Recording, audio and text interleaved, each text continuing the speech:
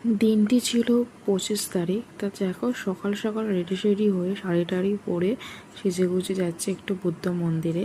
তাই এই ভিডিওটা অনেক দিনের ছিল, তাই ভাবলাম তোমাদের পোস্ট করবো করে করে আর করা হয়নি। তো যাই হোক সেজে গুজে রেডি হয়ে মায়েদের জন্য আমার বেরিয়ে গেছিলাম। মারা আগে ছিল, তো ওই জন্য আমারও তো আসতে যেতে খুব দেরি হয়ে গেছে। আমাদের 10টা থেকে মন্দিরে আসতে হয়, আমরা 11টার সময় গিয়ে পৌঁছেছি। তো দেখো যাই হোক মোটামুটি তখন লোক চলে এসেছে। এসেই আগে আমরা মন্ত্র শুরু করা হয়ে গেছে। তাও তোমাদের অনেক কষ্টে ভিডিও তোমাদের শেয়ার করছি। তো দেখতেই পাচ্ছ মোটামুটি অনেক লোকজন হয়েছে অনেক, আর সবাই মন্ত্র নিচ্ছে। তাও তো যতটা পারছি তোমাদের একটু ভিডিও করে দেখাচ্ছি। তো যাই হোক মন্ত্র নেওয়া শেষ করে তারপরে এখানে একটা কল্পতরু গাছ বলে আছে, এখানে টাকা আমরা পাচ্ছি। বড়রা বলে নাকি এই কল্পতরু গাছে টাকা দিলে নাকি এটা স্বর্গে যায়, যাই হোক পুণ্য হয় আর কি।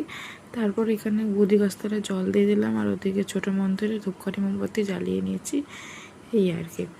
তো যাই হোক তারপরে দিকে ধূপকাঠি মোমবাতি জ্বালিয়ে নিলাম, আর পাশে ওখানে জ্বালিয়ে নিয়েছি। তারপরে কিছুক্ষণ বসে তারপরে একটু মামি শাশুড়ি বাড়ি এসেছি এখানে বুদ্ধ মন্দিরের পাশেই, তো ওই জন্য আর কি একটু রেস্ট নিলাম। তো এদিকে বর আবার মেয়েকে খাওয়াচ্ছে, আর এখানে মামি আবার একটা মিষ্টি দিল খেতে, কেন আমি তো বাইরে কিছু তেমন খাই না। তো মামিকে আমি বলেছিলাম একটা মিষ্টি দাও ব্যাস আর কি। তারপরে কিছুক্ষণ মামির বাড়ি থেকে ঘরে আবার মন্দিরে চলে এসেছিলো, কেন দেখতেই পাচ্ছ মন্দিরে কত লোকজন হয়েছে, আর পাশেই হচ্ছে খাওয়া দাওয়া তোমরা দেখতেই পাচ্ছ আর কি। তো যাই অনেক মোটামুটি মন্দিরে লোক হয়েছে, তার জন্য যতটা পারি তোমাদের দেখাচ্ছি ভিডিও করে। তারপরে এদিকে আমরাও ব্যাচ খালি হওয়াতেই আমরাও খেতে বসে গেছি, দেখতেই পাচ্ছ মোটামুটি অনেক লোকই আছে। আর খাওয়া দাওয়ার মেনুটা তোমাদের একটা পরে একটা ভিডিওতে পোস্ট করব।